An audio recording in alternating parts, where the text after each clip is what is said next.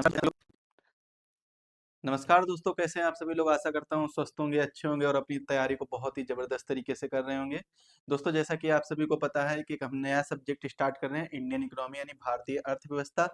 तो आज से हम इस सब्जेक्ट को बहुत ही डिटेल से और अच्छे तरीके से डिस्कस करेंगे। आप किसी भी एग्जाम की प्रिपरेशन कर रहे हो, आप किसी भी एग्जाम की कॉम्पिटिटिव एग्जाम की तैयारी कर रहे हो या एकेडमिक एग्जाम की तैयारी कर रहे हो, कोई भी एग्जाम आपका आने वाला हो, तो आपका अगर इकोनॉमिक सब्जेक्ट है और एग्जाम में क्वेश्चन पूछे जाएंगे उससे, तो आप लोग इस कोर्स के माध्यम से, इन वीडियो के माध्यम से आप कंप्लीट सिलेबस को पूरा कर सकेंगे। हम सबसे पहले आज के इस लेक्चर में जानेंगे, इंडियन इकोनॉमी के बारे में समझेंगे, इसके सिलेबस के बारे में समझेंगे यानी पाठ्यक्रम के बारे में समझेंगे, और पाठ्यक्रम समझने के बाद में हम इसके परिचय के बारे में समझने का प्रयास करेंगे कि आखिर भारतीय अर्थव्यवस्था कहते किसे हैं और हमें क्या-क्या पढ़ना होगा, उसके बारे में भी हम डिस्कस करने वाले हैं। अगर हम बात करें आज के इस लेक्चर की, तो आज का जो लेक्चर है वो हम डिस्कस करेंगे किसके बारे में। सबसे पहले तो हम पढ़ेंगे सिलेबस के बारे में, सिलेबस यानी पाठ्यक्रम के बारे में कि पाठ्यक्रम क्या है।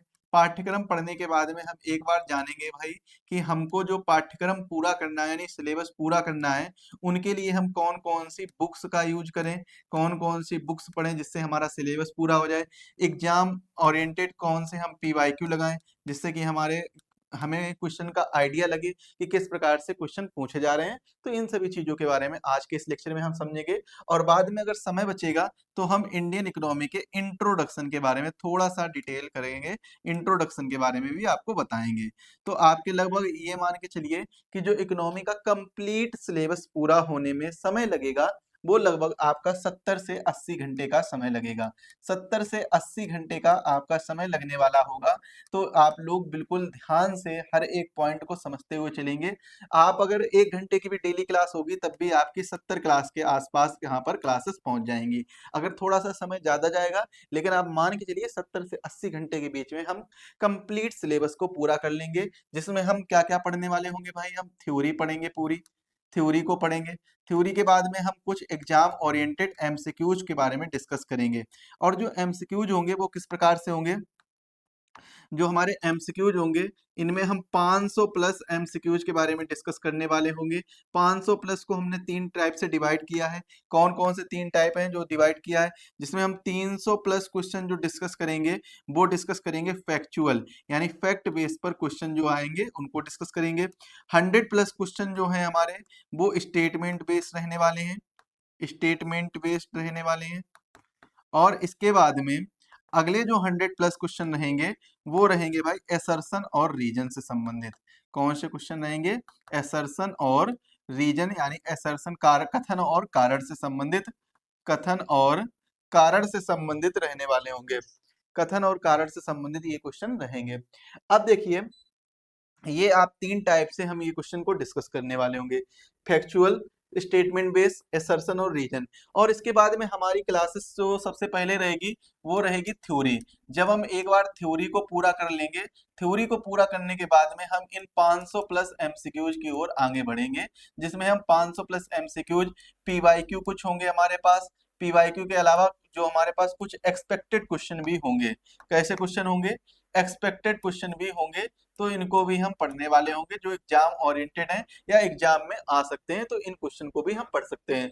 अब देखिए, यहाँ पर हम एक चीज और समझने का प्रयास करेंगे।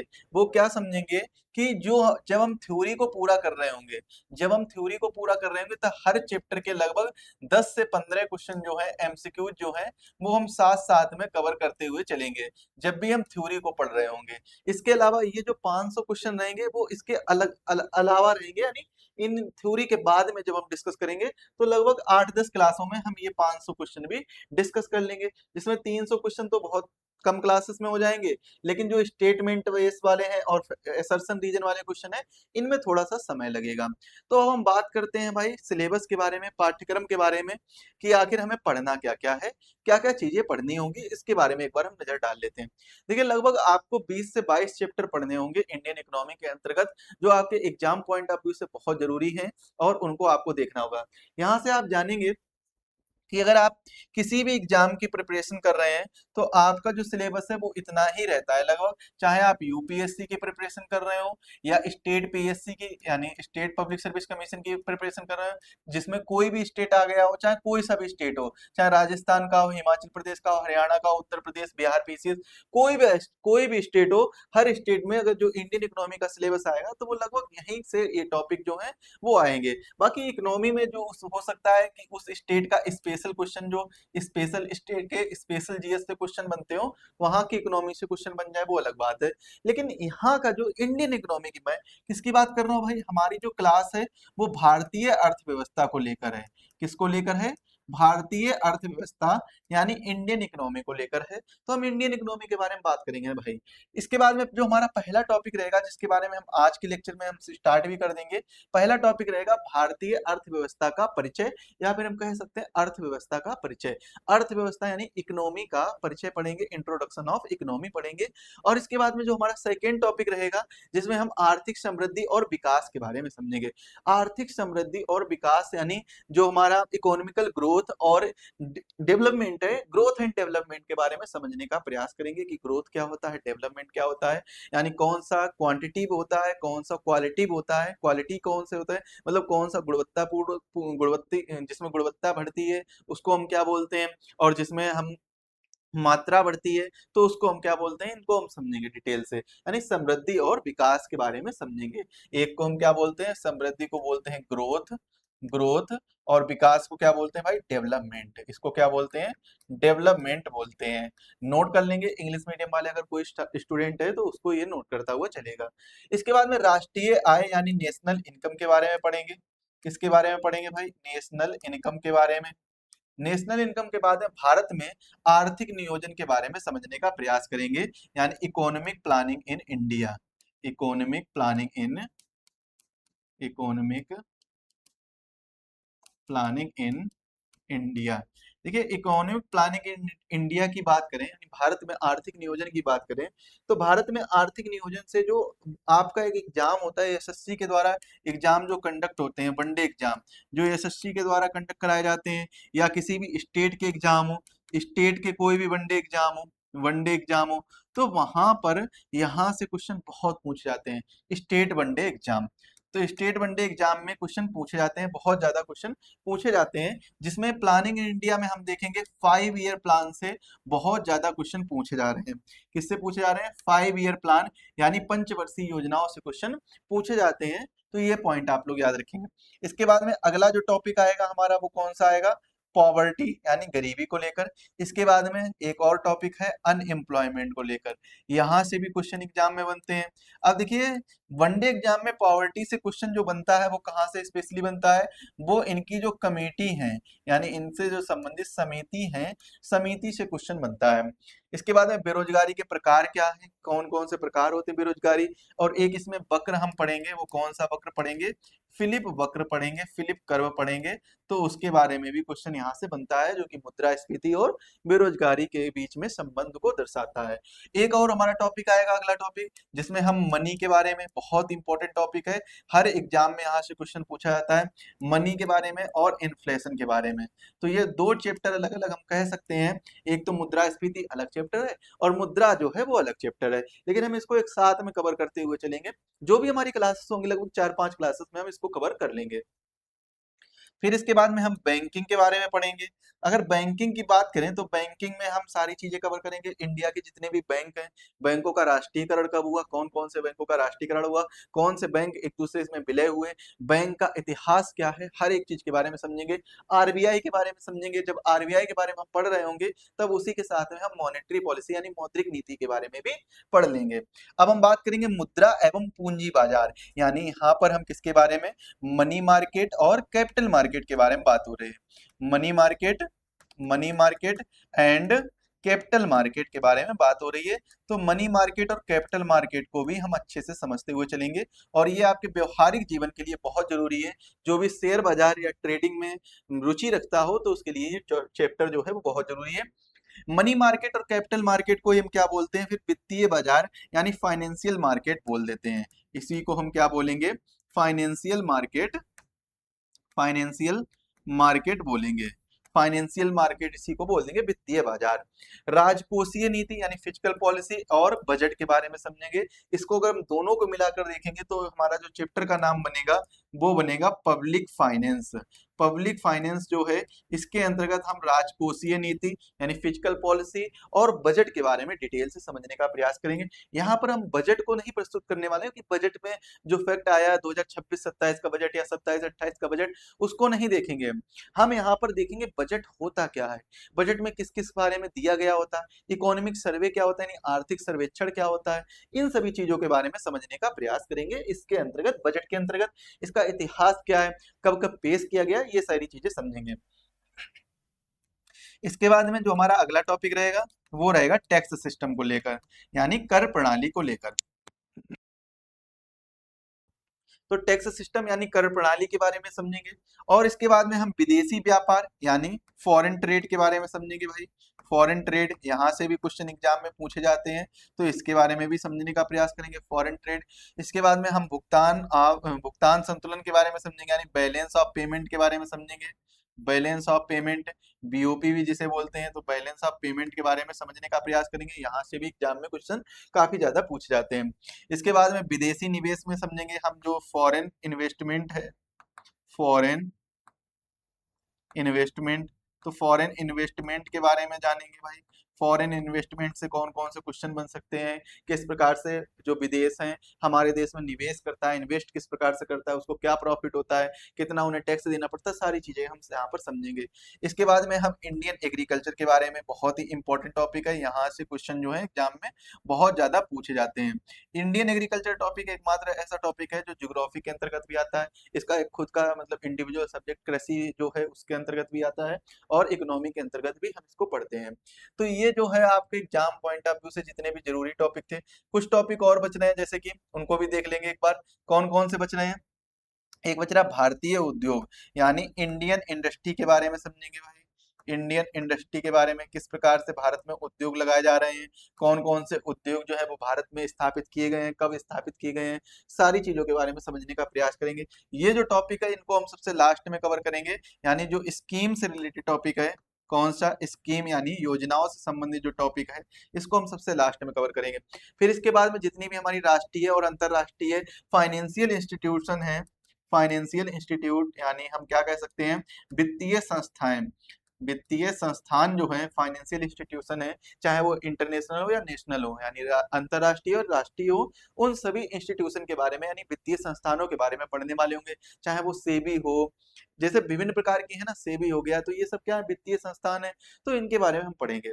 जनगणना की बात करें तो जनगणना जो 2011 की फिलहाल में हमें जनगणना पढ़नी होगी क्योंकि नया डाटा नहीं आया है, तो जनगणना के बारे में भी पढ़ेंगे। इसके बाद में विविध एक चैप्टर, विविध के अंतर्गत हम जितने भी बचे हुए टॉपिक होंगे या जितने भी बचे हुए कोई भी टॉपिक रह गया हो तो उसको हम विविध में कवर कर लेंगे।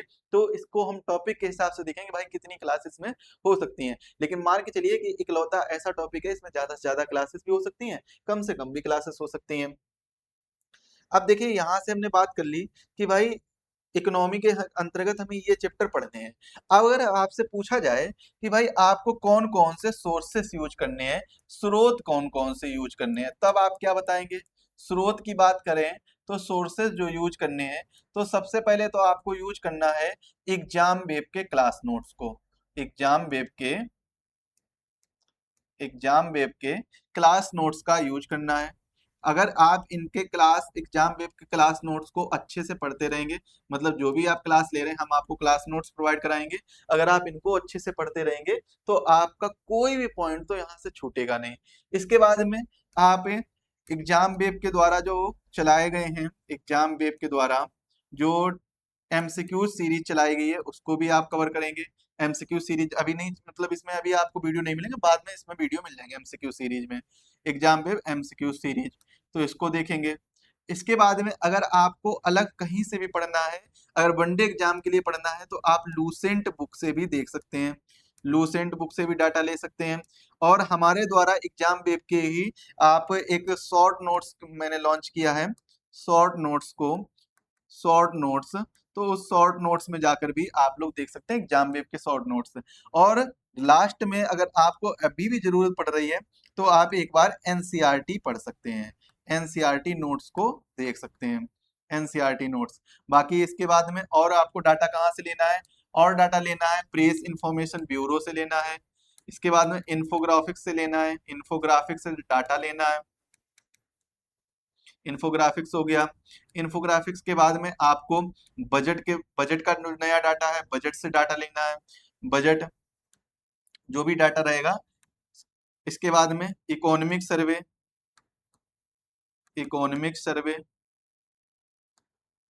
यानी आर्थिक सर्वेक्षण का 1 साल पहले का डाटा लेना है। इसके अंतर्गत हमें क्या क्या चीजें देखने को मिल जाएगी, एग्रीकल्चर वाला जितना पूरा है, मतलब इंडियन एग्रीकल्चर जो है वो इसी में आपका कवर हो जाएगा लगभग, इकोनॉमिक सर्वे में ही आपका एग्रीकल्चर जो है वो सब कवर हो जाएगा इसी में। और साथ में उद्योग से संबंधित है, फॉरेन डायरेक्ट इन्वेस्टमेंट हो गया, यानी विदेशी निवेश हो गया, विदेशी प्रत्यक्ष निवेश हो गया, इन सभी चीजों की जो जानकारी है हमें वो इन्हीं टॉपिक से, पीआईबी हो गया, बजट हो गया, इकोनॉमिक सर्वे हो गया, यहाँ से हमें देखने को मिल जाएंगे। तो फिलहाल में आपको बस इतना याद रखना है कि आपको जो भी पढ़ाया जा रहा है, तो उसके क्लास नोट्स आपको दिए जाएंगे, आपको क्लास नोट्स दिए जाएंगे ना, तो इन क्लास नोट्स को अच्छे से पढ़ना है, अच्छे से पढ़ना है, और इन्हीं से पढ़कर आप एग्जाम को निकाल सकते हैं। इनको पढ़ने के बाद में आप एग्जाम में ये मान के चलिए 100% जो है वो स्कोर कर सकते हैं, 100% स्कोर कर सकते हैं, ये बिल्कुल गारंटी रहेगी हमारी। बस करेंट अफेयर्स आपको अलग से और पढ़ना होगा, करेंट अफेयर्स का टॉपिक जो है इकोनॉमी में, करेंट अफेयर्स के जो टॉपिक है उनको पढ़ना होगा अलग से।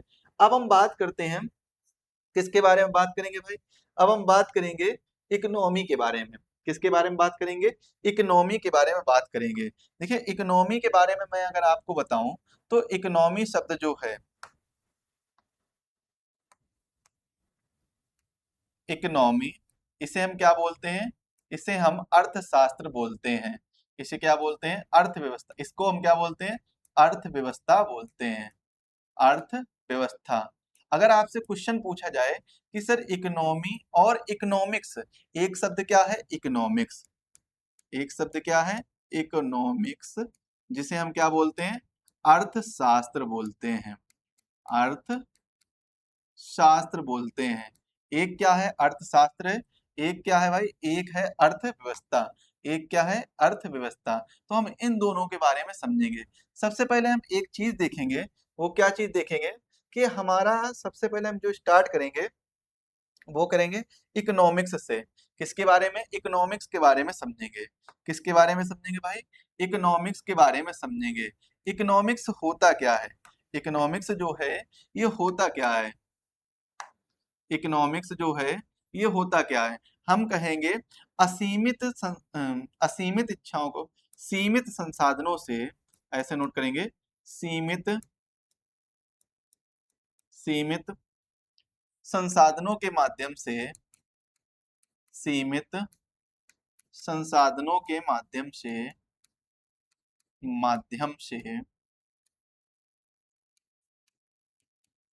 असीमित इच्छाओं की पूर्ति करना, असीमित इच्छाओं की पूर्ति करना,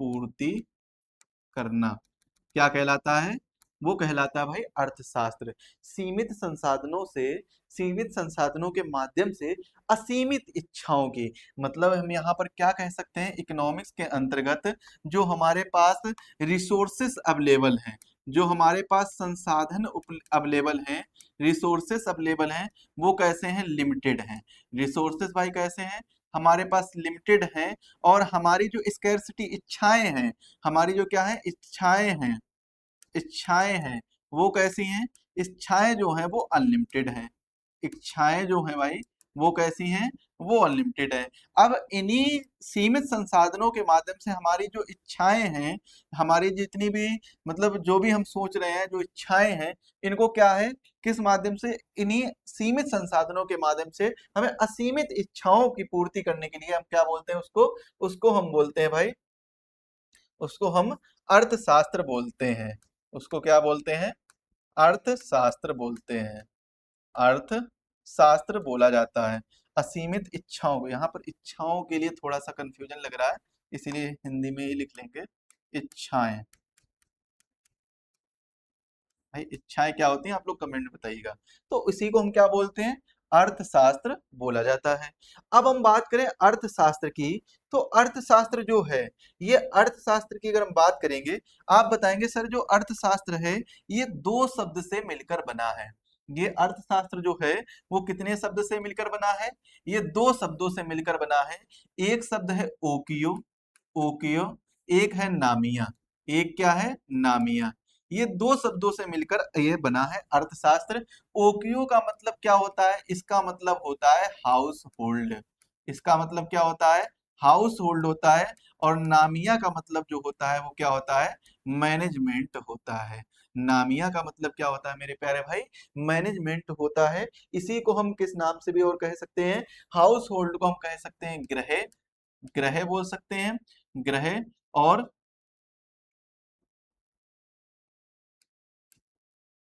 ग्रह, और इसको हम क्या बोलेंगे, इसको बोलेंगे प्रबंधन, प्रबंधन, गृह प्रबंधन बोल सकते हैं। अच्छा ये जो ओकियो नामिया शब्द हैं, ये किस भाषा के शब्द हैं, आपसे अगर क्वेश्चन पूछा जाए तो आप बताएंगे सर ये जो भाषा है यूनानी भाषा के शब्द हैं, और यूनानी भाषा को ही हम क्या बोलते हैं, ग्रीक लैंग्वेज बोलते हैं। तो ये किस भाषा के शब्द हैं, आपसे अगर क्वेश्चन पूछा जाए आप बताएंगे सर ये यूनानी भाषा के शब्द हैं। कौन सी भाषा के शब्द हैं, यूनानी भाषा के शब्द हैं। ये एक एक पॉइंट आप लोग नोट करते हुए चलेंगे, हर एक बिंदु को समझते हुए चलेंगे। यूनानी भाषा के शब्द हैं इकोनॉमिक्स के जो ओकियो और नामिया हैं। अब ओकियो नामिया की अगर हम बात करें तो एक आप लोगों ने एक नाम सुना होगा, नाम क्या सुना होगा भाई, नाम सुना होगा किसका, कौटिल्य का। कौटिल्य का नाम सुना होगा आपने जरूर, किसका नाम सुना होगा भाई, कौटिल्य। या फिर हम कह सकते हैं आपने एक पुस्तक का नाम सुना होगा अर्थशास्त्र, एक पुस्तक है अर्थशास्त्र।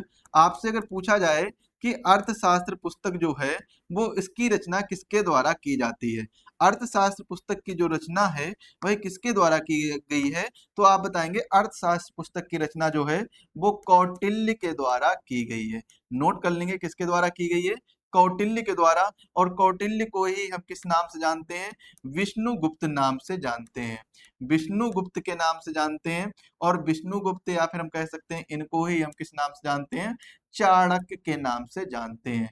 और किस नाम से जानते हैं भाई, चाणक्य के नाम से जानते हैं। अगर आपसे क्वेश्चन पूछा जाए कि ये जो अर्थशास्त्र पुस्तक है इसमें किसके बारे में बताया गया है, तो आप कहेंगे इसमें भाई हमें इकोनॉमी के बारे में यानी अर्थव्यवस्था के बारे में नहीं बताया गया है। इसमें क्या है, अर्थव्यवस्था के बारे में, अर्थव्यवस्था के बारे में नहीं बताया गया है।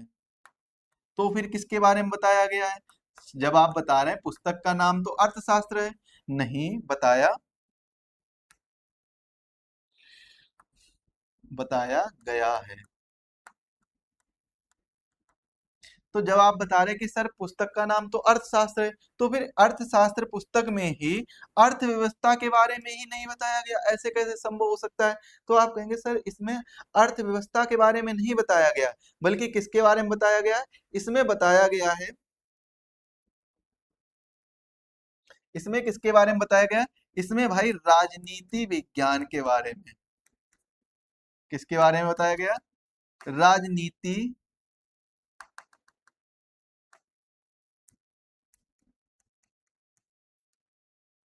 राजनीति विज्ञान के बारे में बताया गया है।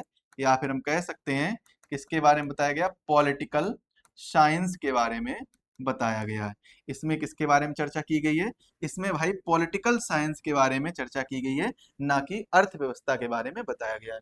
तो ये पॉइंट आप, ये बिंदु जो है आप लोग नोट कर लेंगे या स्क्रीनशॉट ले लेंगे, यहाँ से क्वेश्चन बन सकता है आपके एग्जाम में, कहीं से भी यहाँ पर क्वेश्चन पूछा जा सकता है। वैसे स्पेशली यहाँ से क्वेश्चन बनता तो नहीं है, लेकिन बाई चांस जो है वो पूछ लिया जा सकता है, लेकिन इसीलिए आप लोग इसको नोट भी कर सकते हैं। अच्छा अब एक चीज और याद रखेंगे, जो अर्थशास्त्र है इसको हम क्या कहा जाता है, इसको कहा जाता है, क्या कहा जाता है, गृह प्रबंधन कहा जाता है। क्या बोला जाता है इसको, गृह प्रबंधन बोला जाता है, गृह प्रबंधन बोला जाता है। अगर मैं आपको कहूं कि जो इकोनॉमी है, इकोनॉमिक्स जो है, इकोनॉमिक्स, इसको हम किस नाम से, इसको हम क्या कह सकते हैं, इसको हम कह सकते हैं भाई जहां पर धन की स्टडी हो, धन का प्रबंधन हो, जहां पर क्या हो, धन का मैनेजमेंट हो, तो उसे हम क्या बोल सकते हैं, उसे हम अर्थशास्त्र बोल सकते हैं। भाई जो घर चलेगा, घर किससे चलता है, घर आप कहेंगे सर रुपए से चलता है। भाई अगर कोई रुपए कमा कर लाएगा तभी तो घर चलेगा। घर में अगर कोई सामान आएगा तो रुपए कमाए जाएंगे तभी तो सामान आ पाएगा। अगर घर के लोगों के रहने की कुछ डिमांड होंगी, यहाँ पर घर में अगर कुछ लोग रह रहे हैं, कुछ लोग रह रहे हैं, अगर कुछ लोग रह रहे हैं तो इन लोगों की डिमांड होगी, और डिमांड अगर होगी तो इस डिमांड को पूरा कैसे किया जाएगा, तो पूरा तो भाई धन से किया जाएगा ना। पूरा कैसे किया जाएगा, धन से किया जाएगा। तो भाई धन का ही प्रबंधन तो क्या कहलाता है, इकोनॉमिक्स कहलाता है। यानी हम क्या कह सकते हैं, धन के प्रबंधन को, धन के धन के प्रबंधन को प्रबंधन को प्रबंधन को क्या बोला जाता है, अर्थशास्त्र बोला जाता है। क्या बोला जाता है भाई, अर्थशास्त्र कहा जाता है। धन के प्रबंधन को क्या कहा जाता है, अर्थशास्त्र कहा जाता है।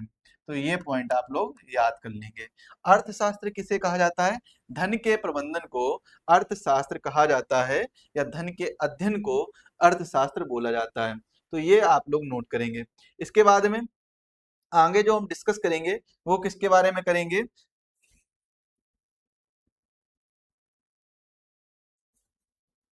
यहाँ पर हाँ ये चीज कर लीजिए, धन के मैनेजमेंट कह लीजिए, या फिर इसको कह लेंगे स्टडी, स्टडी भी कह सकते हैं, स्टडी।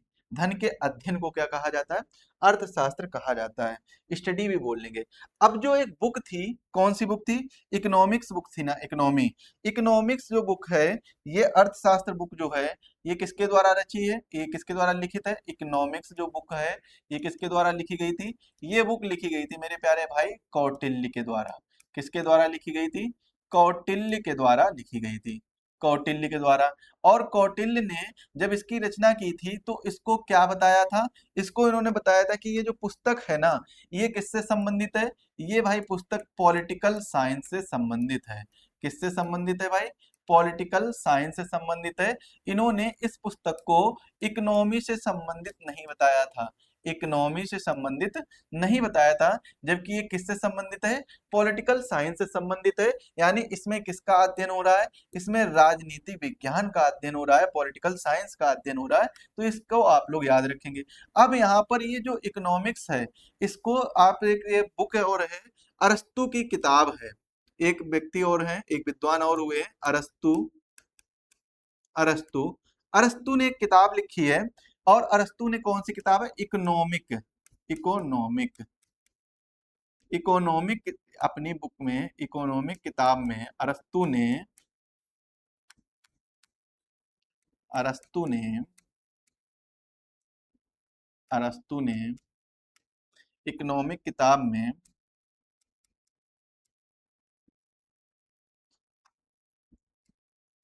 अर्थशास्त्र को अर्थशास्त्र को अर्थशास्त्र को गृह प्रबंधन बताया है, गृह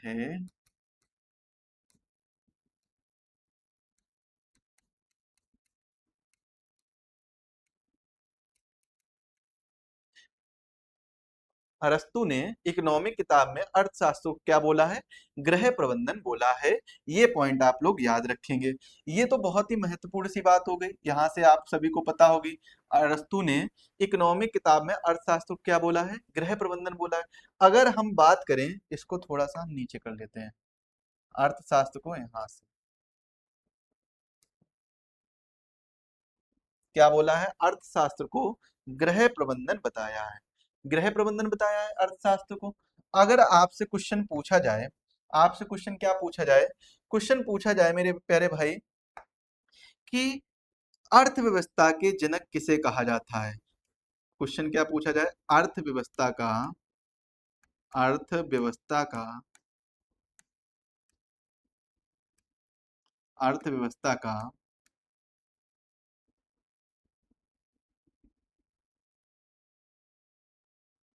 अर्थव्यवस्था का जनक किसे कहा जाता है, या फिर इसको रहने दीजिए, नोट करेंगे, अर्थव्यवस्था का जनक। तो अर्थव्यवस्था के जनक कौन है? अर्थव्यवस्था के जनक की जब हम बात करेंगे तो इनका नाम आएगा कौन? Adam Smith. एडम, क्या हो रहा है, इसका नाम आएगा एडम स्मिथ का नाम आएगा। अब एडम स्मिथ की बात करें तो इन्होंने एक पुस्तक लिखी थी। पुस्तक का क्या नाम था? पुस्तक का नाम था द वेल्थ ऑफ नेशन। इनकी एक पुस्तक है, बहुत ही फेमस बुक है, द वेल्थ ऑफ नेशन, जो कि कब पब्लिश होती है? जो कि पब्लिश होती है 1776 में। 1776 में ये किताब जो है वो पब्लिश होती है। 1776 में जब ये किताब पब्लिश होती है तो इस किताब के माध्यम से एडम स्मिथ साहब ने क्या किया था? अर्थव्यवस्था की अवधारणाओं को बताया था, अर्थव्यवस्था के बारे में बताया था एडम स्मिथ ने। इसीलिए एडम स्मिथ को क्या बोला जाता है? फादर ऑफ इकोनॉमी बोला जाता है। क्या बोला जाता है? फादर ऑफ इकोनॉमी बोला जाता है। किसको बोला जाता है? अगर क्वेश्चन आपसे पूछा जाए तो आप बताएंगे सर एडम स्मिथ को फादर ऑफ इकोनॉमी बोला जाता है। इनकी पुस्तक का नाम क्या? The wealth of nation. कब पब्लिश होती है? 1776 ईस्वी में पब्लिश होती है।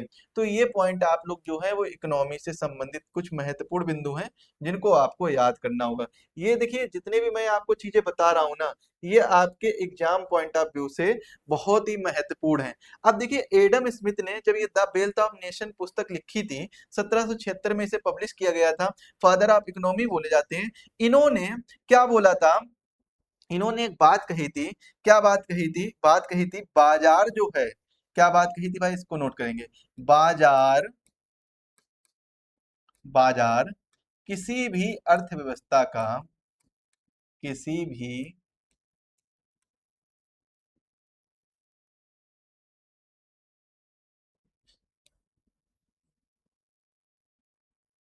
इन्होंने क्या कहा था? इन्होंने कहा था बाजार,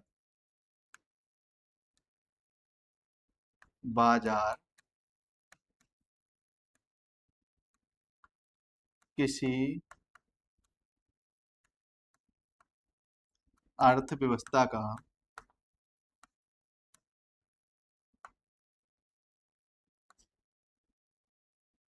अर्थव्यवस्था के लिए कर दीजिए, के लिए अदृश्य हाथ होता है। अदृश्य हाथ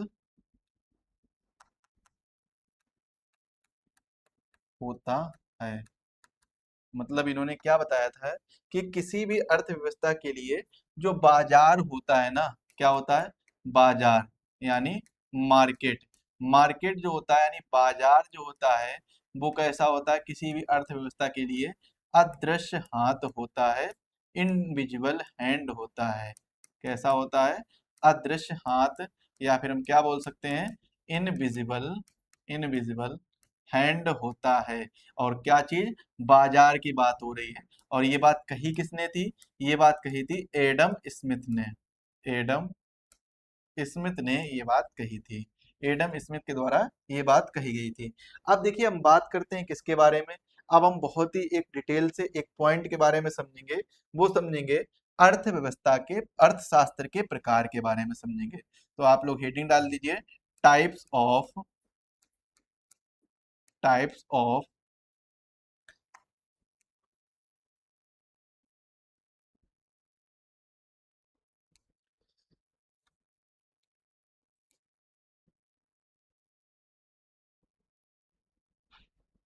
किसके बारे में समझेंगे भाई? अर्थव्यवस्था के प्रकार के बारे में। हेडिंग क्या रहेगी? Types of economics.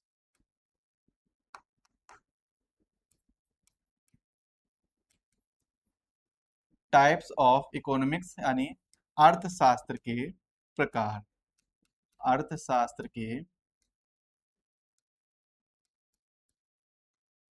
प्रकार, अर्थशास्त्र के प्रकार। अच्छा आप लोग एक चीज कमेंट में बताएंगे कि व्हाइट बैकग्राउंड ज्यादा बेटर रहेगा या फिर ब्लैक बैकग्राउंड ज्यादा बेटर रहेगा? इस चीज का आप लोग कमेंट बताएंगे।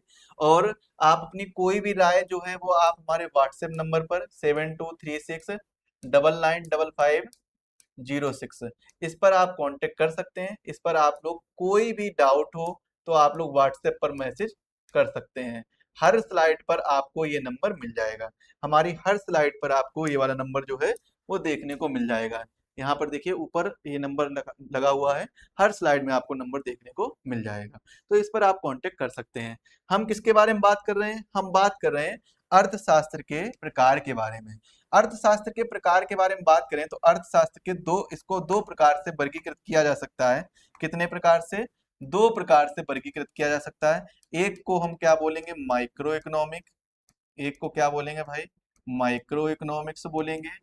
और दूसरा जो प्रकार है उसको हम क्या बोलेंगे? उसको बोलेंगे मैक्रो इकोनॉमिक्स। दूसरे प्रकार को क्या बोलेंगे? मैक्रो इकोनॉमिक्स बोलेंगे। Macro economics. जो माइक्रो इकोनॉमिक्स है इसको हम व्यष्टि अर्थशास्त्र भी बोलते हैं। क्या बोलते हैं भाई? व्यष्टि अर्थशास्त्र बोलते हैं, व्यष्टि अर्थशास्त्र। और जो मैक्रो इकोनॉमिक्स है, मैक्रो इकोनॉमिक्स को हम समष्टि अर्थशास्त्र भी बोलते हैं। इसको क्या बोला जाता है? इसको समष्टि अर्थशास्त्र भी बोला जाता है। तो ये पॉइंट आप लोग याद रखेंगे, समष्टि अर्थशास्त्र बोला जाता है। अब अगर हम बात करेंगे माइक्रो इकोनॉमिक्स, जैसा कि आपको नाम से ही पता चल रहा होगा, नाम से पता चल रहा है ना, ये पता चल रहा है माइक्रो शब्द। माइक्रो शब्द जो है ये आपने एक शब्द सुना होगा माइक्रोस्कोप। क्या शब्द सुना होगा भाई? माइक्रोस्कोप शब्द सुना होगा। जिसे हम हिंदी में क्या बोलते हैं? सूक्ष्मदर्शी बोलते हैं। सूक्ष्मदर्शी। सूक्ष्मदर्शी का काम क्या होता है कि जिनको हम नग्न आंखों से नहीं देख सकते हैं उन वस्तुओं को देखने का कार्य कौन करता है? सूक्ष्मदर्शी करता है।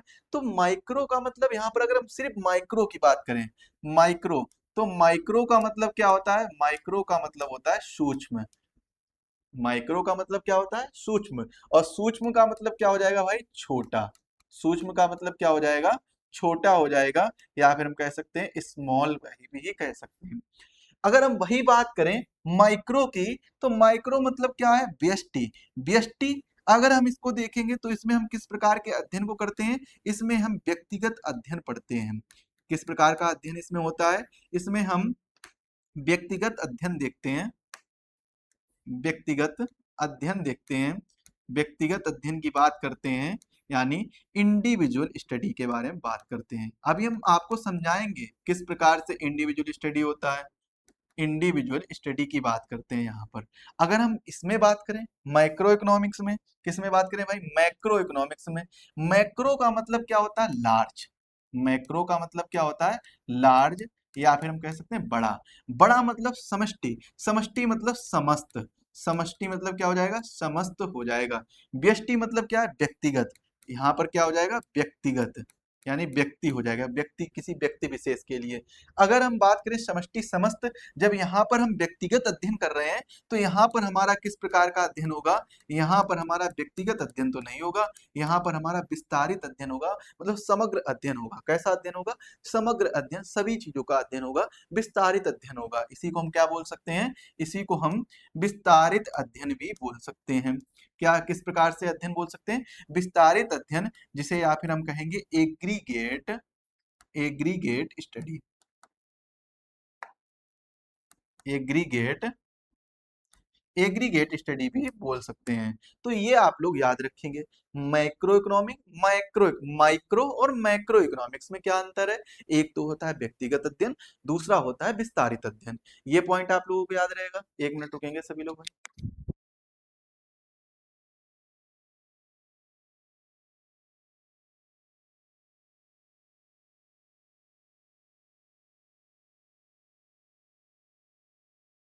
तो ये पॉइंट आप लोगों को याद रहेगा कि माइक्रो क्या होता है, मैक्रो क्या होता है। बस बेसिक चीज समझ में आइए आप हर एक पॉइंट में।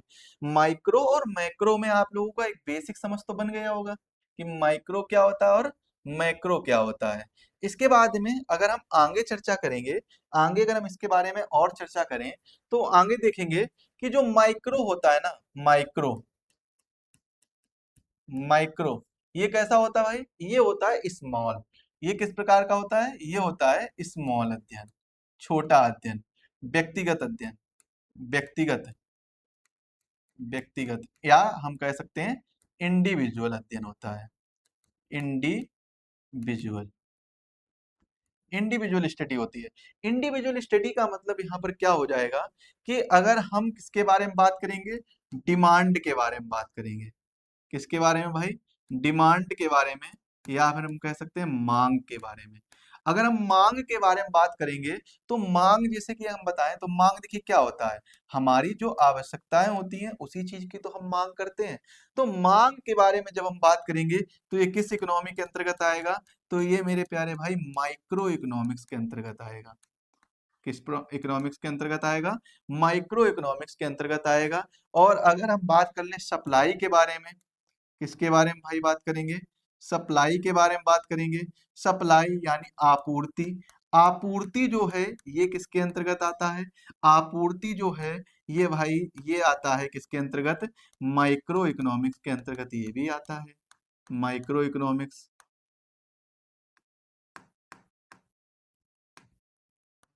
किसके अंतर्गत आता है, माइक्रो इकोनॉमिक्स के अंतर्गत ये भी आता है भाई।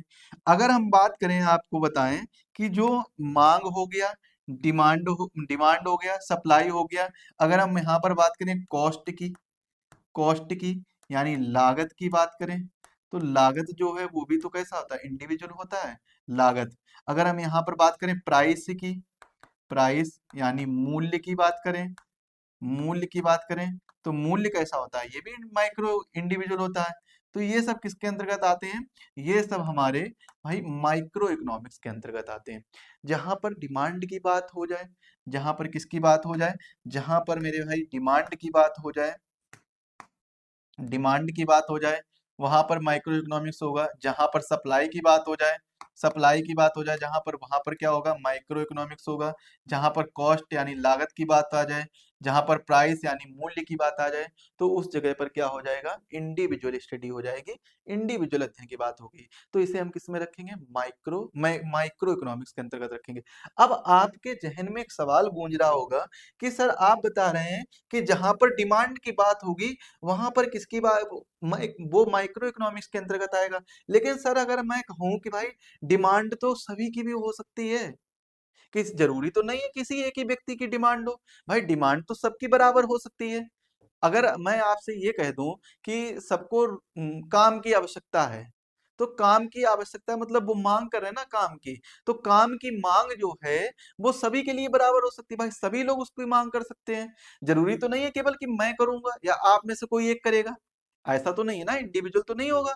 तो इसमें क्या है, डिमांड जो है वो एक की भी होती है, सभी की भी होती है। जब अगर हम बात करें डिमांड जो है, डिमांड जो है यानी जो मांग है, डिमांड जब कैसे होती है, मांग जो है वो कम्युनिटी के रूप में होती है, यानी कम्युनिटी कम्युनिटी कम्युनिटी वाइज होती है, मतलब सभी की समान होती है। जब ज्यादा लोगों की डिमांड होती है तब उसको हम किस में रखते हैं, तब उसको हम मैक्रो इकोनॉमिक्स के अंतर्गत रखते हैं। किसके अंतर्गत रखते हैं, मैक्रो इकोनॉमिक्स के अंतर्गत रखते हैं। और वहां पर इस शब्द को डिमांड नहीं बोला जाता है, बल्कि क्या बोला जाता है, एग्रीगेट डिमांड बोला जाता है। क्या बोला जाता है, एग्रीगेट डिमांड बोला जाता है। मतलब समस्त या समग्र मांग बोला जाता है, या विस्तारित मांग बोला जाता है। समग्र मांग लिख लेंगे आप लोग, समग्र मांग बोला जाता है। कैसा, कैसी मांग बोली जाती है, समग्र मांग बोली जाती है। यहाँ पर जब सबकी बात हो गई, अगर वही सप्लाई की बात करें, भाई जब सबकी मांग है तो सबको सप्लाई भी तो देनी, आपूर्ति भी तो करानी होगी ना। जब सबकी सप्लाई सबको आपूर्ति कराई जाएगी तब उसे हम क्या बोलेंगे, समग्र आपूर्ति बोलेंगे, एग्रीगेट सप्लाई बोलेंगे। तब वो किसके अंतर्गत आएगा, मैक्रो इकोनॉमिक्स के अंतर्गत आएगा। यहाँ पर एग्रीगेट, एग्रीगेट सप्लाई की बात हो जाए तब भी वो किसके अंतर्गत आ जाएगा, मैक्रो इकोनॉमिक्स के अंतर्गत आ जाएगा। मैं इसके बाद में और किसकी बात, पॉवर्टी की यानी गरीबी की बात आ जाए। भाई गरीबी भी तो ऐसा है कि अकेले कोई एक व्यक्ति तो गरीब नहीं होता है, कई व्यक्ति गरीब होते हैं। तो जहाँ पॉवर्टी की बात होगी वहां किसी एक व्यक्ति के बारे में बात नहीं होगी। डाटा तैयार किया जाएगा तो किसी एक व्यक्ति का डाटा नहीं तैयार किया जाएगा, बल्कि भारत में या किसी गांव का डाटा होगा तो गांव के रहने वाले जितने भी लोग हैं उनमें कौन सबसे गरीब है उन सबका डाटा तैयार होगा। अगर बात करें अनएम्प्लॉयमेंट की, किसकी बात करें भाई, गरीबी की, अनएम्प्लॉयमेंट की, तो अनएम्प्लॉयमेंट की बात जरूरी नहीं कि एक ही व्यक्ति से हो, कि भाई आप नौकरी नहीं कर रहे हैं तो आपकी ही केवल बात हो यहाँ पर। तो जरूरी नहीं कि बेरोजगारी की बात केवल एक व्यक्ति की बात नहीं होती है। बेरोजगारी बेरोजगारी का जो डाटा तैयार किया जाता है वो संपूर्ण तैयार किया जाता है कि पूरे भारत में कितने लोग बेरोजगार हैं। अभी हम इसके बारे में बेरोजगारी वाले टॉपिक में पढ़ेंगे, इन सब चीजों के बारे में डिटेल से समझने का प्रयास करेंगे, हर एक बिंदु को समझेंगे। तो जब अनएम्प्लॉयमेंट की बात होगी, बेरोजगारी की बात होगी, तो वो किसके अंतर्गत, मैक्रो इकोनॉमिक्स के अंतर्गत आएगा। ये याद रखेंगे आप लोग, मैक्रो इकोनॉमिक्स के अंतर्गत। वहीं अगर मैं बात कर लूं सेंसस की, जनसंख्या की या जनगणना की बात कर लूं, तो ये भी भाई जनगणना जो होगी वो किसी एक व्यक्ति की तो जनगणना नहीं होगी, सबकी होगी ना, भारत में जितने लोग रह रहे हैं। अगर मैं बात कर लूं नेशनल इनकम की, नेशनल इनकम की, तो नेशनल इनकम यानी राष्ट्रीय आय, राष्ट्रीय आय में किसी एक व्यक्ति के, यहाँ पर क्या है, जब एक व्यक्ति की पर्टिकुलर आय की बात होगी तो उसको हम नेशनल इनकम, मतलब इसको हम माइक्रो इकोनॉमिक्स के अंतर्गत रखेंगे। और जब सभी की, पूरे राष्ट्र की आय की बात होगी तो उसको हम मैक्रो इकोनॉमिक्स के अंतर्गत रखेंगे, बड़े मतलब समग्र आय, समष्टि अर्थशास्त्र के अंतर्गत रखेंगे। अब हम इसको आपको समझाने का प्रयास करते हैं कि माइक्रो इकोनॉमिक्स और मैक्रो इकोनॉमिक्स जो होते हैं वो क्या होते हैं, इसके बारे में समझने का प्रयास करते हैं। माइक्रो इकोनॉमिक्स और मैक्रो इकोनॉमिक्स को समझेंगे, एक बार देखेंगे। देखिए, हम बात आपको बता रहे थे माइक्रो इकोनॉमिक्स की, यानी व्यष्टि अर्थशास्त्र की, समष्टि अर्थशास्त्र की। अगर हम इसमें कंपैरिजन करेंगे, कंपैरिजन किसको करेंगे, कंपैरिजन करेंगे, दो लोगों का कंपैरिजन करते हुए चलेंगे। दो लोगों का कंपैरिजन कैसे, जैसे कि मान लेते हैं हम जब पहली बार बात करेंगे किसके बारे में, अगर हम बात कर रहे हैं गांव के बारे में, विलेज के बारे में, तो विलेज की जो इकोनॉमी होगी वो कैसी इकोनॉमी होगी, माइक्रो इकोनॉमी। अब विलेज से ऊपर क्या आ जाएगा, विलेज से ऊपर आ जाएगा डिस्ट्रिक्ट। तो जो डिस्ट्रिक्ट की इकोनॉमी होगी वो कैसी इकोनॉमी होगी भाई, वो होगी हमारी मैक्रो इकोनॉमिक्स। अगर विलेज के बाद में हम बात करेंगे डिस्ट्रिक्ट की इकोनॉमी, डिस्ट्रिक्ट की इकोनॉमी की बात करेंगे, तो जो डिस्ट्रिक्ट की इकोनॉमी होगी वो कैसी होगी, माइक्रो इकोनॉमिक्स होगी। और जब हम बात करेंगे स्टेट की इकोनॉमी, डिस्ट्रिक्ट और स्टेट का कंपैरिजन करेंगे, तो हम बात करेंगे किसके बारे में, या फिर हम इसको थोड़ा सा और बदल सकते हैं, थोड़ा सा किस प्रकार से बदल सकते हैं देखिएगा एक बार।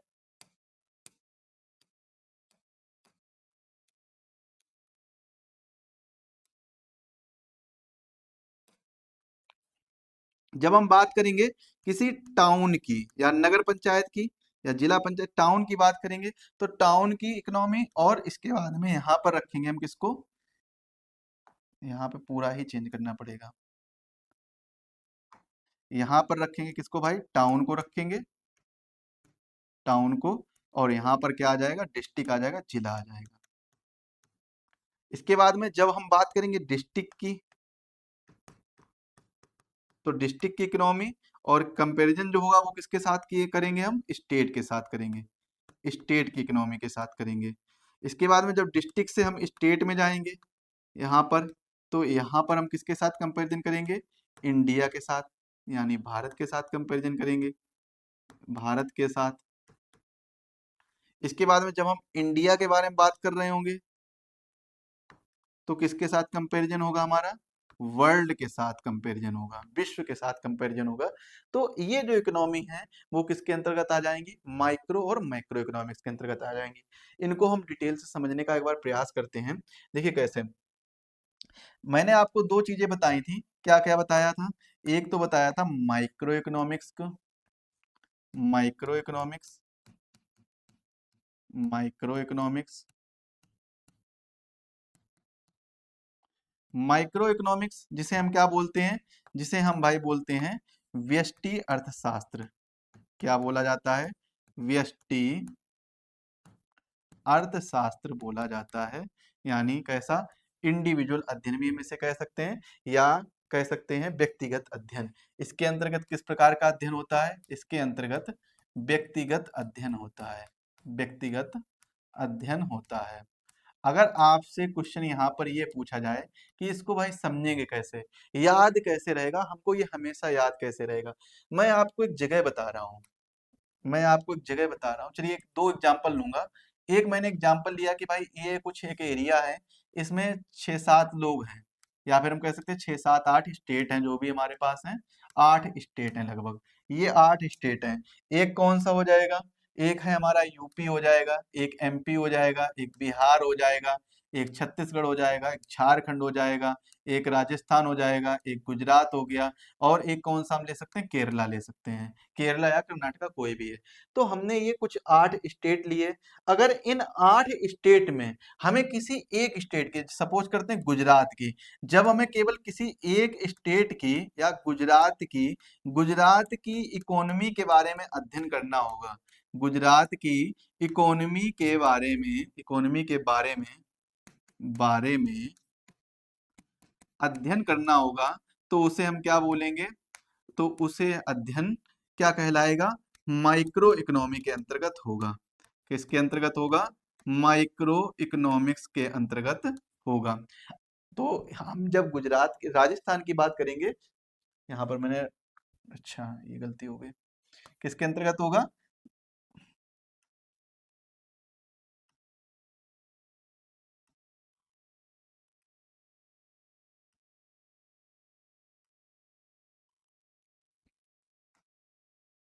तो जब हम गुजरात के बारे में बात करेंगे, तो गुजरात की जो इकोनॉमी होगी उसके हम माइक्रो इकोनॉमिक्स के अंतर्गत रखेंगे।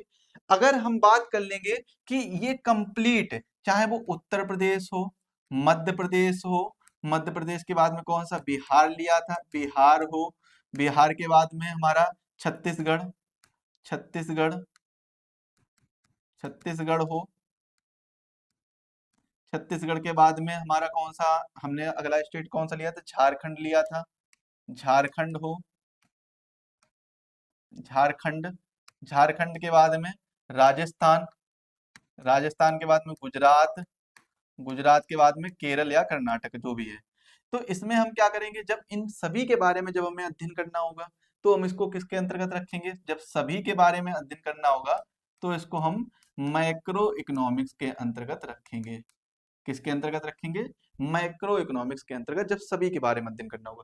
जब किसी इंडिविजुअल के बारे में अध्ययन करना होगा, तो उसको हम किसके अंतर्गत रखेंगे, तब भाई हम केवल इसको माइक्रो इकोनॉमिक्स के अंतर्गत रखेंगे, यानी व्यष्टि अर्थशास्त्र के अंतर्गत रखेंगे। भाई हमें कैसा अध्ययन करना है, व्यष्टि शास्त्र या व्यष्टि अर्थशास्त्र, यहाँ पर अर्थशास्त्र लिख लीजिएगा, व्यष्टि अर्थशास्त्र के अंतर्गत रखेंगे। एक एग्जाम्पल से और समझते हैं इसको। एग्जाम्पल क्या है कि सपोज करिए हमने उत्तर प्रदेश का एक डिस्ट्रिक्ट ले लिया कानपुर, उत्तर प्रदेश का एक डिस्ट्रिक्ट ले लिया, कानपुर डिस्ट्रिक्ट ले लिया। कानपुर डिस्ट्रिक्ट में सपोज करते हैं कुछ 12 स्कूल हैं। कितने स्कूल हैं भाई, 12 स्कूल हैं। अब इन 12 स्कूल में अगर हमें किसी एक स्कूल का डाटा चाहिए, एक स्कूल का डाटा चाहिए, तो वो एक स्कूल का या एक स्कूल की इकोनॉमी निकालनी हो, इकोनॉमी, इकोनॉमी होता क्या है भाई, धन का अध्ययन ही तो इकोनॉमी होता है, धन का अध्ययन। तो धन का अध्ययन क्या होता है, इकोनॉमी होता है। तो इसी को हमें धन के अध्ययन में स्कूल में भाई देखेंगे हम कि हमें फीस कितनी मिली है, हमारा जो स्पेंड हुआ है वो कितना हुआ है, टीचर को सैलरी कितनी दी जा रही है, टीचर को सैलरी टीचर को सैलरी क्या मिल रही है। तो यही सब चीज तो हम देखेंगे ना स्कूल के अंतर्गत। तो हम इकोनॉमी देखेंगे। जब हम केवल एक स्कूल की बात करेंगे, तब हमारा जो वो अध्ययन आएगा इकोनॉमी का, वो किसके अंतर्गत आएगा, वो हमारा माइक्रो इकोनॉमिक के अंतर्गत आएगा, माइक्रो इकोनॉमिक्स के अंतर्गत आएगा। जब हम कानपुर के एक स्कूल ना लेकर 12 स्कूल के बारे में अध्ययन करेंगे, किसके बारे में, 12 स्कूल के बारे में अध्ययन करेंगे, तब ये जो इकोनॉमी होगी, इस इकोनॉमी के बारे में, 12 स्कूल की इकोनॉमी के बारे में अध्ययन करेंगे, तो ये जो इकोनॉमी होगी वो किसके अंतर्गत आएगी, वो मैक्रो इकोनॉमिक्स के अंतर्गत आएगी, यानी समष्टि। अब हम समस्त के बारे में, सभी स्कूलों के बारे में अध्ययन कर रहे हैं, तो वो किसके अंतर्गत आ जाएगा, समष्टि अर्थशास्त्र के अंतर्गत आ जाएगा। तो ये पॉइंट आप लोग याद रखेंगे, एग्जाम में यहाँ से क्वेश्चन बन जाता है। अब देखिए हम एक चीज कवर करते हैं, क्या कवर करते हैं आपको बताते हैं एक पॉइंट। यहाँ तक जो भी मैंने आपको समझाया, पहले तो बताइए आपको समझ में आ गया होगा। हर एक पॉइंट को समझते हुए चलिएगा, एग्जाम में आपके क्वेश्चन बनते हैं यहाँ से। तो देखिए हम क्या समझते हुए चलेंगे, एक एक चीज समझेंगे। आपको मैं बताऊं, इकोनॉमी, इकोनॉमी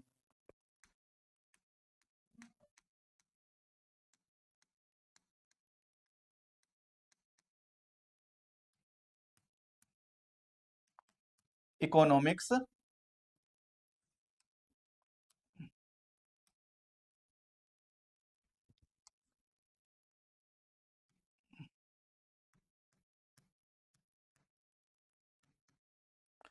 इकोनॉमिक्स यानी अर्थशास्त्र, इसको हम क्या बोलते हैं? अर्थशास्त्र बोलते हैं। इसको क्या बोलते हैं? अर्थशास्त्र। और इसको क्या बोल, एक होता है इकोनॉमी। इसको क्या बोला जाता है? इसको बोला जाता है अर्थव्यवस्था। अर्थव्यवस्था, अर्थव्यवस्था बोला जाता है। अच्छा, अर्थशास्त्र और अर्थव्यवस्था में, इन दोनों में अंतर क्या है? अगर आपसे क्वेश्चन पूछा जाए इन दोनों में अंतर क्या है, तब आप क्या बताएंगे? आपका जवाब क्या होगा जब आपसे इन दोनों में अंतर की बात पूछी जाए? इन दोनों में क्या अंतर होता है? अगर आपसे क्वेश्चन ये पूछा जाए कि अर्थशास्त्र और अर्थव्यवस्था में क्या अंतर है, तब आपका जवाब क्या होगा? सर, आप कहेंगे कि अर्थशास्त्र जो है वो क्या होता है? ये स्टडी होता है। ये क्या है? ये भाई, ये जो है ये अध्ययन है। ये धन का अध्ययन है, स्टडी है। और ये जो इकोनॉमी होती है वो क्या होता है? ये भाई व्यवहारिक रूप है। या फिर हम अर्थशास्त्र की भाषा में कहें तो ये कह सकते हैं हम अर्थशास्त्र का अनुप्रयोग। अर्थशास्त्र का, अर्थशास्त्र का अनुप्रयोग यानी एप्लीकेशंस ऑफ इकोनॉमिक्स। अनुप्रयोग, अर्थशास्त्र का अनुप्रयोग जो है वो क्या कहलाता है?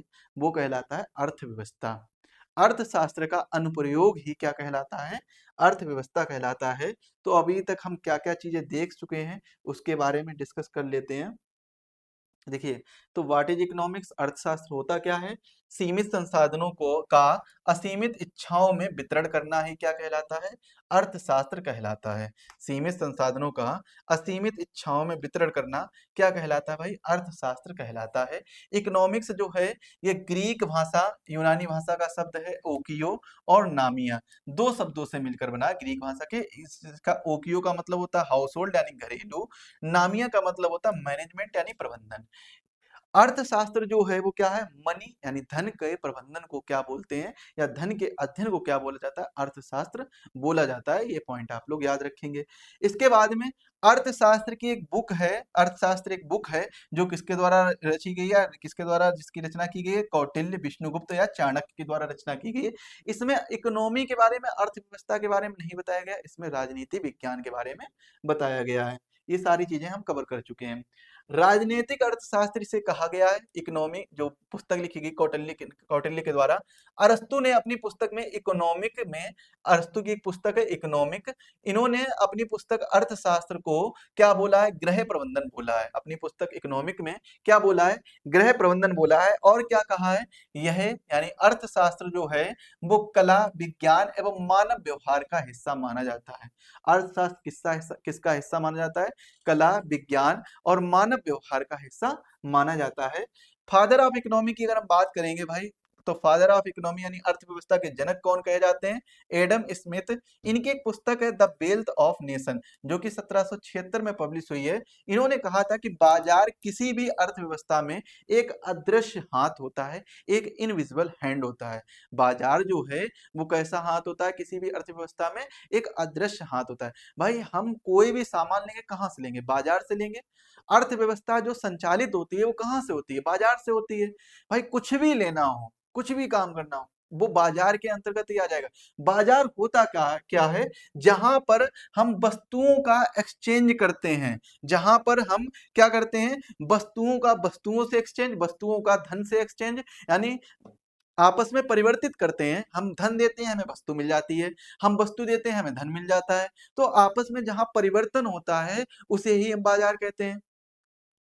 जरूरी तो नहीं है ना कि कोई बाजार एक जगह हो, एक संस्थान हो, और उसी जगह को या उसी संस्थान को हम बाजार कहेंगे।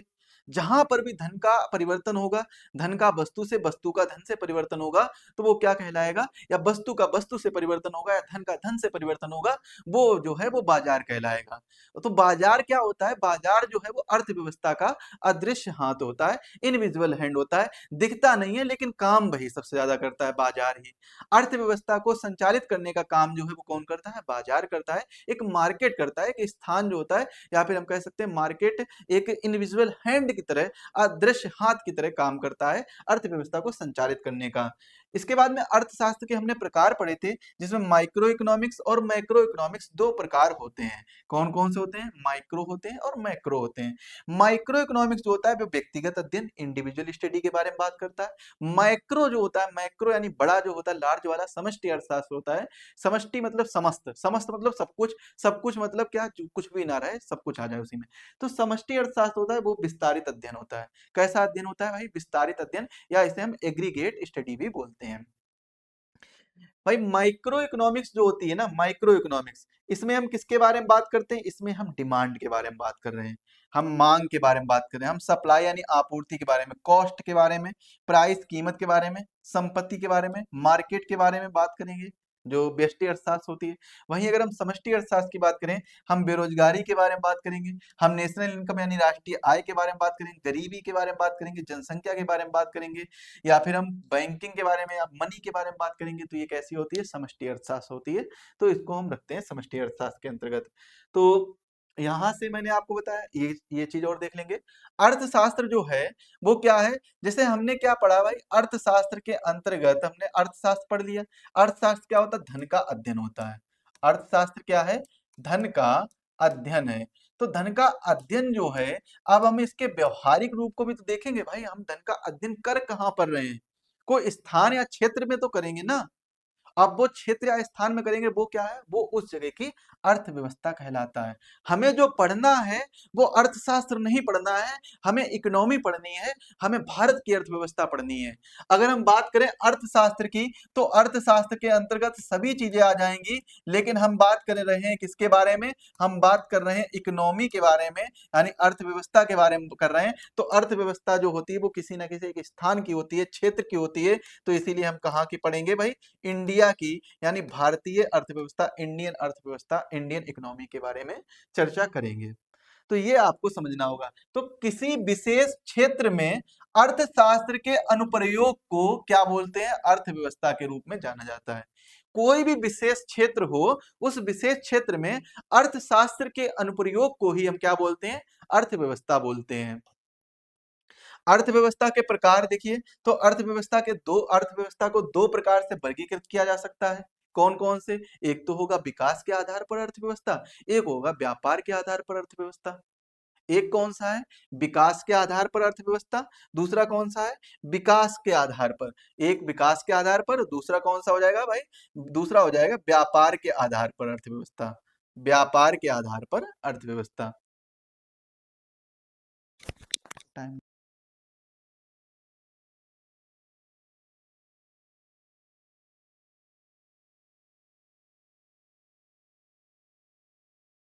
दोस्तों आज की क्लास हम यहीं पर रखते हैं। अगली जो क्लास होगी, अगली क्लास में हम क्या कवर करने वाले होंगे उसको एक बार देख लेंगे। अगली क्लास में हम टाइप्स ऑफ इकोनॉमी के बारे में पढ़ेंगे। किसके बारे में पढ़ेंगे? टाइप्स ऑफ इकोनॉमी के बारे में पढ़ेंगे। अभी हम कुछ चीजें नोट कर लेंगे यहाँ पर, इसके बाद में क्लास को एंड करेंगे। अर्थव्यवस्था के प्रकार के बारे में, अर्थव्यवस्था के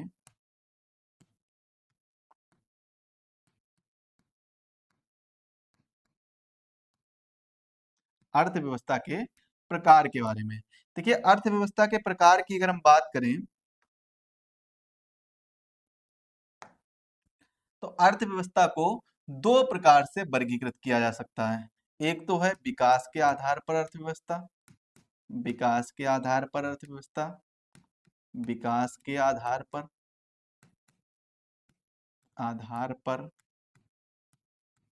अर्थव्यवस्था, on the basis of on the basis of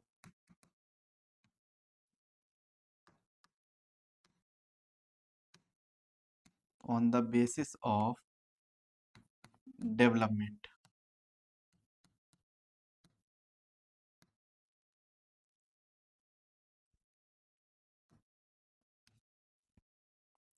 और दूसरा जो है वो क्या हो जाएगा? दूसरा हो जाएगा व्यापार के,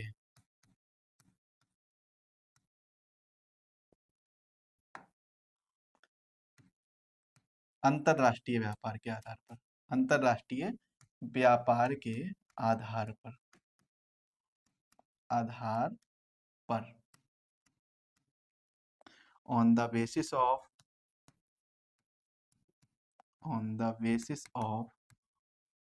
international trade, on the basis of international trade. तो विकास के आधार पर और किसके आधार पर? अंतरराष्ट्रीय व्यापार के आधार पर। अंतरराष्ट्रीय व्यापार और अंतरराष्ट्रीय व्यापार के आधार पर और विकास के आधार पर। विकास के आधार पर अगर हम अर्थव्यवस्था की बात करें, किसके बारे में? विकास के आधार पर। तो विकास के आधार पर अर्थव्यवस्था को 3 प्रकार से वर्गीकृत किया जा सकता है। एक कौन सा हो जाएगा? एक हो जाएगा जिसे हम क्या बोलते हैं? विकसित अर्थव्यवस्था, या फिर हम पूंजीवादी अर्थव्यवस्था भी बोल सकते हैं। क्या बोल सकते हैं भाई?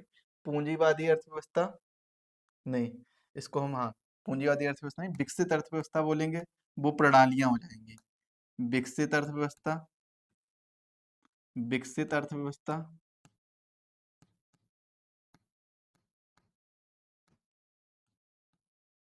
एक कौन सी हो जाएगी?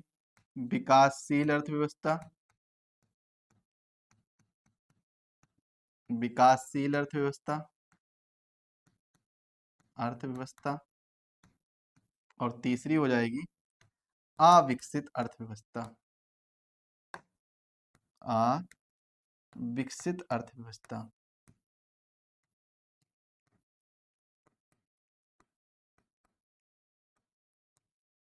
इसके बाद ऑन द बेसिस ऑफ अंतरराष्ट्रीय व्यापार, इंटरनेशनल ट्रेड, दो प्रकार से। एक तो है खुली अर्थव्यवस्था, खुली अर्थव्यवस्था, खुली अर्थव्यवस्था। और दूसरी कौन सी हो जाएगी? बंद अर्थव्यवस्था, बंद अर्थव्यवस्था, अर्थव्यवस्था। तो ये दो आधार पर बांटा जाता है। तो आज का जो लेक्चर है हम यहीं पर समाप्त करते हैं। अगले लेक्चर में हम इस पॉइंट को, यानी अर्थव्यवस्था के प्रकार के बारे में डिटेल से डिस्कस करेंगे, जिसमें हम विकास के आधार पर अर्थव्यवस्था और अंतरराष्ट्रीय व्यापार के आधार पर अर्थव्यवस्था के बारे में समझने का प्रयास करेंगे। मिलेंगे अगले लेक्चर में, तब तक के लिए आप सभी को धन्यवाद। सभी लोग स्वस्थ रहें, अपनी तैयारी को बहुत ही बेहतर तरीके से करते रहें।